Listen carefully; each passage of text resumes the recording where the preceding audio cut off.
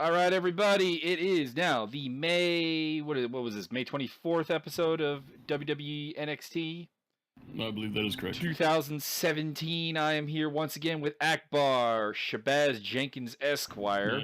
I've actually renounced that slave name, and I will now be known as Huevos Negros. Huevos Negros is here with me. We're going to review 1 hour of television. About really, it's only half an hour. About 20 minutes of wrestling. Yeah. So, I mean, with that, you could probably imagine that I'm not the happiest of campers right now after having watched the show. Let's get rolling here. We got a pretty long and a good recap package of NXT TakeOver Chicago, and that was expected because you got to recap the big event. I understand that. And then we went into Aleister Black versus Curt Hawkins, which it's always fun when they bring a guy down from the main roster to wrestle in NXT because they don't have anything to do with him on the main roster for some reason. I thought it was actually a pretty good surprise. I did not expect if they bring out Aleister Black these days, I just assume that they've got some. Either at this point they should be putting him up against, well, at this point in a normal NXT trajectory for somebody like this, they would be putting him up against somebody who's been around NXT for a while but not really that successful, and then he does good things against that guy, and then maybe a couple more matches in that regard, and then they move him on to like a more main event push. It looks like they're trying to skyrocket him like right away. They want him on main roster SummerSlam or before if they can, I would say. And I was very surprised when they brought a main roster guy down to be on NXT. I'd not seen that before myself. I'm sure they've done it before, but I just didn't. They've done it a couple times before. Yeah. I do have a vague recollection. I just don't remember who it was. Sami Zayn went down to NXT while he was on the main roster. Well, yeah, it was special though. That was Nakamura. Yeah. Well, are you saying Aleister Black is not a special guy? I am saying that he is as special as his mother says he is. Aleister Black has been in the business for 15 years, so I mean, to skyrocket him, I think it makes a lot of sense. Yeah, I think they need to do that with Chris Hero as well. You don't need to have that guy in NXT for crying out loud. No, not really. There's not much of a reason for it unless we're dealing with someone who's foreign or has a style that is very un-WWE. I would like WWE to let people have the wrestlers come in and keep some of their unique gimmick, their style to them, make them special. But I also understand that coming from certain independent organizations, you do kind of have to tone it down a little bit and kind of learn how to be unique without killing people. And I don't think Aleister Black really requires that. He just kind of has a strong style, and I always get a kick out of when they bring up Dirty Bob Schreiber. Yeah, that is hilarious. They obviously don't know. Well, maybe Nigel McGuinness knows who he is or what his reputation is, but everybody else. The reputation of Dirty, I will gouge your eyes out, Schreiber. Yeah, I just don't think anybody else in the wrestling game knows who the fuck he is, and it's really funny every time they bring him up. It's pretty hilarious. I do feel like Nigel McGuinness knows who he is, just the tone he has when discussing Dirty Bob Schreiber. So this match was a little bit weird in the sense that this was like this entire show had nothing but squash matches on it effectively. Really. They kind of tried to make the main event more than a squash match, but they didn't succeed. It still was a squash. And it was kind of weird to see Aleister Black like really completely squash Curt Hawkins, who, as much as he is a jobber, he is a main roster jobber, so they got a lot of faith in him, it would seem. They've already done this match. They did it like 3 weeks ago or something like that on main event. So this is just a revisit, which the first match went exactly like all the other Tyler Black matches where he just spin kicks you in the face and that's it. So this one was actually a much better put together match. It's probably the most complete match I've seen him work since his debut against Cien Almas. And even the Cien Almas matches pretty obviously didn't have good chemistry, whereas Curt Hawkins seems to have chemistry with everybody. Yeah, I've never really seen Hawkins in a match where I'm like bad chemistry really being a thing. Which I think that's a sign of a tag team specialist, which Kurt Hawkins has been for a large portion of his career, having to mesh with a lot of different personalities, different styles and stuff, including your own partner. I think gives you an inherent ability to be more malleable to an opponent. Maybe that's not correct. I don't know. I have no idea. So, if you're unfamiliar with Aleister Black's work, and there may be some of you, I mean, he works kind of like basically almost a kickboxing style to a certain degree, very very stiff strikes a lot of the time, and that was on display here with a lot of good hits. Uh, it took the only offense that Kurt Hawkins really had was he managed to lure Aleister Black to the outside, and gave him a little bit of beat up on there. Had a little bit of a slow down, beat down, work in the ring, and then, Aleister Black kicked it into high gear, hit a beautiful little moonsault off of the just the ropes, not even off the top, and then he hit the Black Mass kick for the 3 count. So all good. I'm just saying, like, there better be a big plan for Aleister Black here, because you're giving him squash wins over a main roster guy before he's even there. So fingers crossed. Fingers crossed we got something big planned. We got more recap, which we didn't need. That's all I have to say on that particular portion. Do you wish to add anything? No, I skipped it. I literally every time a recap segment came on, I just skipped it. I usually found the short interview portion afterwards. Some of them I watched, some of them I don't care to watch. Like, I didn't need to see Asuka be interviewed again. I really honestly don't need to see Bobby Roode be interviewed again. He always says the same thing about how glorious he is, and it's his NXT, and that's great. And Asuka always says the same thing. It's the gimmick. It's just they've overused it. Just same with anything. You overexpose something to the point where it's just what does this add anymore? And that's really where we are at with those two people. No, it's not like that with heroin. Heroin's fine. I mean, maybe not heroin. I don't have the experience to draw on there, Mr. Negros. There you go. Anyways, we got an Asuka. I will. Backing up a second here, I will say the recap packages were well put together. It's just they weren't required. So, if you were an editor on that, you did a good job. But just didn't need them. Just didn't need them. We had Asuka and Ember Moon do their things. Ember Moon's was interesting enough, I guess. Basically, her wanting Asuka to retain so she can be the one to take the title from her, because of course she was injured by Asuka. And then the Asuka backstage interview, which was fine, just it added nothing. Everything about it, I was very aware of everything about her character and her story going into that interview, and it added absolutely nothing. So could we please stop doing that? Exactly. Then we had a Velveteen Dream vignette, and apparently he was coming up next, which was a lie because we got more recap. Indeed. So at this point, I've watched half the show and gotten one squash match. This feels like a WWE product, and I don't say that it's a good thing. That's a negative. Okay, so then we had the Velveteen Dream, who is Patrick Clark, if you watched Tough Enough. I will say a few words of hope for the Velveteen Dream. Not necessarily for him, but for Patrick Clark. I don't like this character, but he's a reasonably athletic guy who is a big wrestling fan and has been in the business for a very short period of time.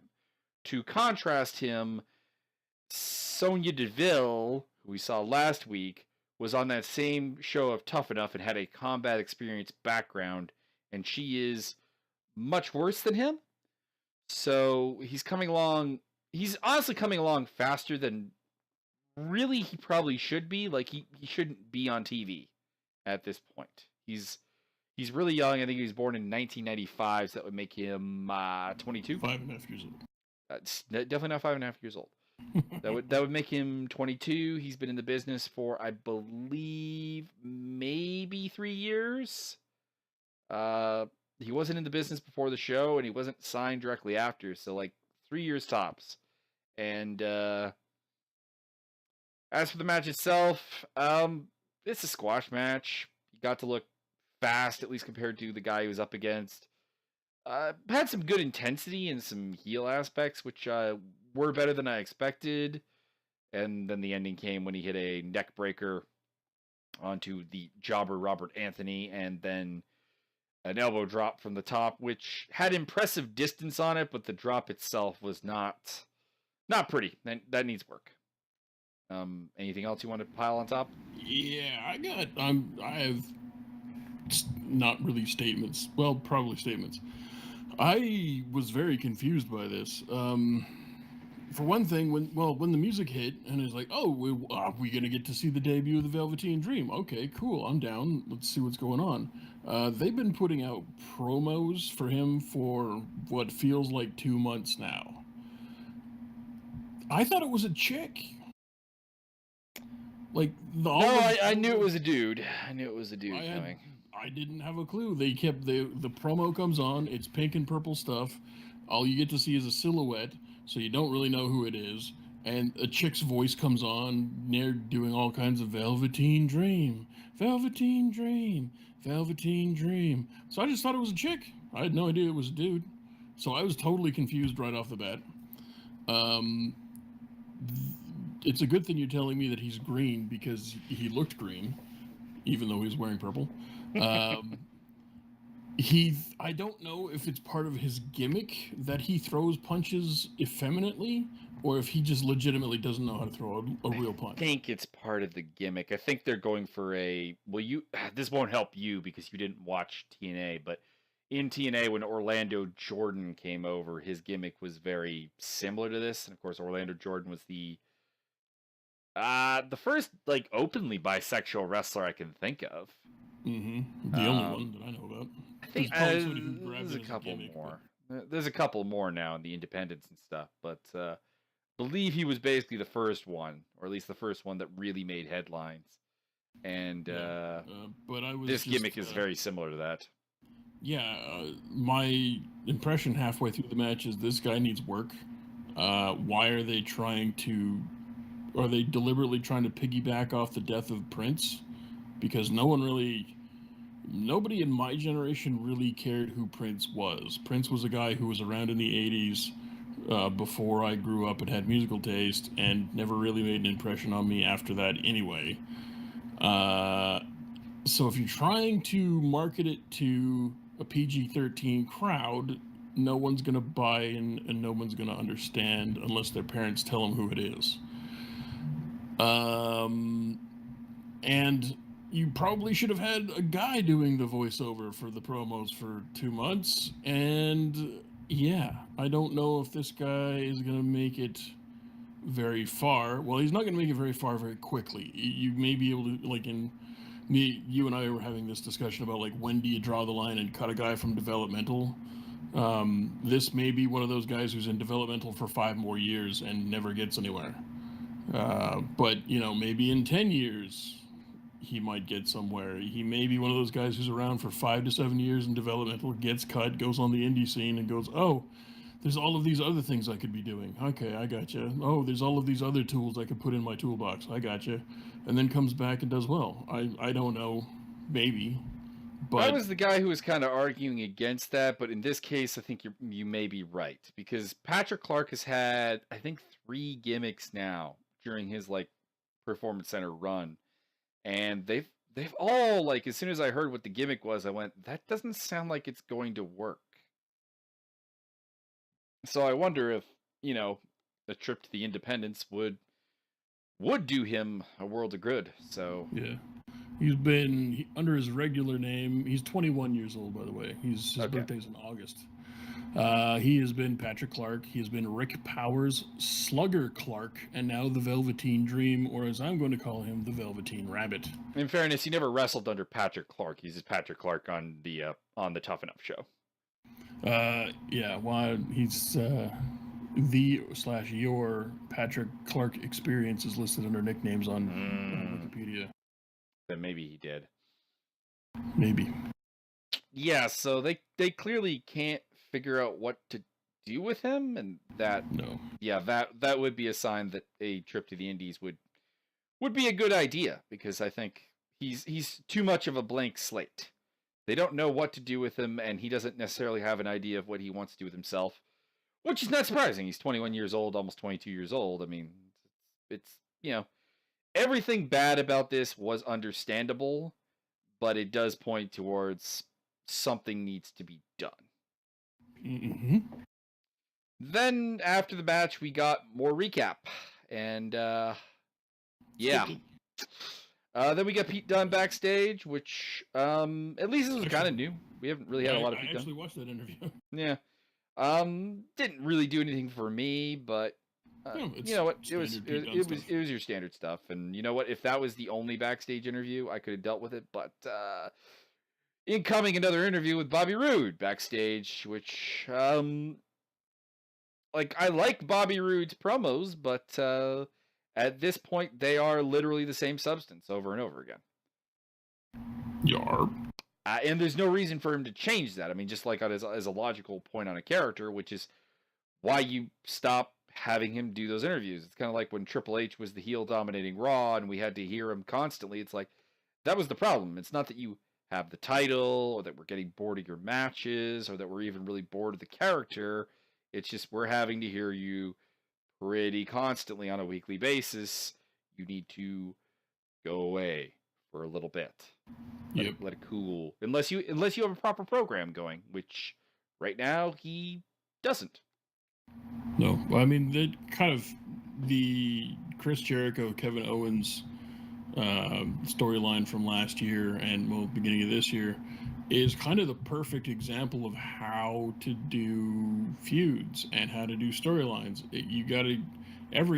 It felt like a minimum every month they were changing things up. They were going in a different direction. They had different opponents. They had different goals, different things going on.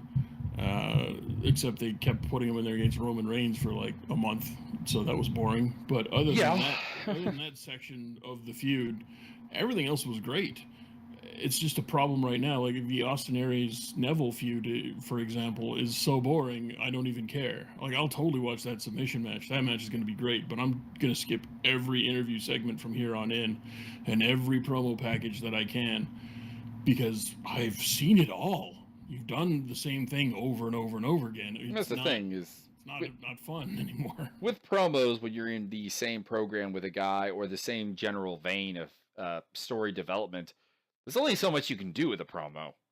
Mm-hmm. And that's something I think WWE at some point needs to really realize, is that they're just overexposing when they don't need to. They don't need to do this. They have a huge roster, and it's not like, oh my God, ratings are going to go so far down if we don't get Neville onto the program, or if we don't get Bobby Roode onto the program. I mean, it's not the case, guys. It's not the case. You can give them a week off, and it's not going to hurt them. In fact, it's going to help them. And just need some alone time, man. Okay. It pretty much needs some alone time. Anyways, after that, we're off to our main event of Drew McIntyre versus Wesley Blake. This match confused me in the sense that it was very much a squash, but it was long, and they kept giving Blake offense only for McIntyre to just completely say, yeah, your offense doesn't mean anything because I'm way more powerful than you. Yep. And it made it weird. It didn't really get McIntyre over as much as just bury Wesley Blake.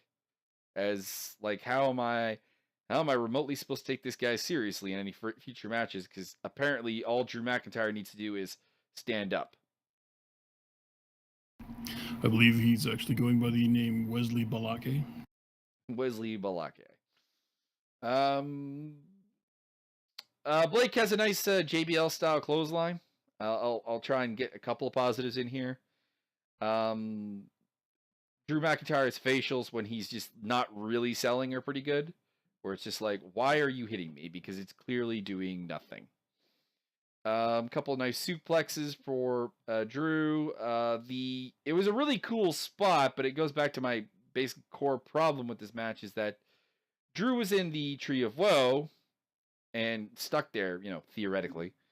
And then Blake goes to the top turnbuckle to try to do like maybe a double stomp or something on him. I'm not really familiar with Blake doing really a lot off the top ropes. I don't know what he's doing up there.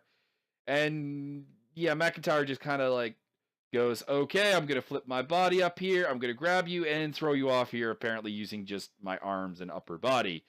So, I mean, gets over Drew being like really strong, but, continue to make this match really awkward and weird. Yeah, I have no idea who Wesley Blake is. Apparently he's a long-time NXT Tag Team Champion, and I have zero clue who the hell he is. So they haven't used him on TV. I did a little looking up, and I think they've used him on TV 3 times in the last 12 months, something like that. Yeah, when he lost the titles, basically he disappeared into the ether. Same with his tag team partner. Yeah, so I don't know who he was. And to me, it was just it was an all right match against a guy who I'm unfamiliar with. So I didn't really have one opinion one way or the other. Drew McIntyre looked reasonably strong in victory, and yeah, I'm not sure why. Again, we're going back to this. I'm not sure why they're having these weird competitive type matches against people that they're really trying to push really hard. I.e., why would you have a weird, slow, competitive match with Nakamura's debut? Why would you have this kind of thing going on? I liked the competitive aspect of the Aleister Black match to open the show. I thought that was, it was really well done. They didn't slow down. They didn't do anything weird. It was 2 guys trying to get at each other, and eventually one guy won. It wasn't anything methodical, is a word I will now use as a pejorative. But yeah, I didn't have a problem with this match. It just wasn't fantastic. That's about it. It's just, to me, like the Aleister Black match win over Kurt Hawkins does things for him, whereas I think putting it's a weird limbo is basically what I'm saying. Is like there's kind of like 2 ways I would have booked this match. Number one is a straight squash, just have Drew McIntyre go out there and kill Wesley Blake, basically. Right. Let him get a couple shots in, whatever. Don't make it 100% his offense, but something quick, 5 to 8 minutes maybe, and just roll over him. Or I would have let them have like a kind of proper match if you're going to do something with Wesley Blake and you want to turn this into like some level of program. The way they did it was kind of in the middle. Like they gave Blake plenty of offense that did nothing, and so I don't know. Weird. Not bad, just weird. Yeah. So that's NXT for the week, WWE actually for the week entirely, because this, of course, is our last one. It was not a good week, I would have to say. I was pissed off for most of Raw and 205 Live, and this was weird. Mm-hmm. And SmackDown wasn't very good, so overall, I gotta go with the thumbs down. Yeah, to be honest, the last good thing was NXT TakeOver. That was a bunch of all kinds of good things, and even the things that were just kind of good were a lot better than anything else. There was some good promo work this week. There was the occasional good match. The Tozawa street fight was pretty darn good. That's really it's really the only match I can remember being really darn good. Everything else was just kind of okay to not okay at all. Yeah, just not a good week. Not a good week. So hopefully next week will be better. We've got the Extreme Rules coming up. We've got that is the next pay-per-view. So hopefully the 5-way match is really good. Extreme Balls of Fire. It has the potential to be. Mm-hmm. And Money in the Bank is looking actually pretty decent at this point, and hopefully we're just in for a rise in quality of the wrestling from WWE right now. One would hope. Because right now it's not at a good level. So hopefully improvements. So we'll see you next time, and I do hope you enjoyed. And Mr. Negros, will you be once again rejecting your slave name next time we head out here? I haven't decided. Has not decided. So tune in next week for the next slave name. Get off my lawn!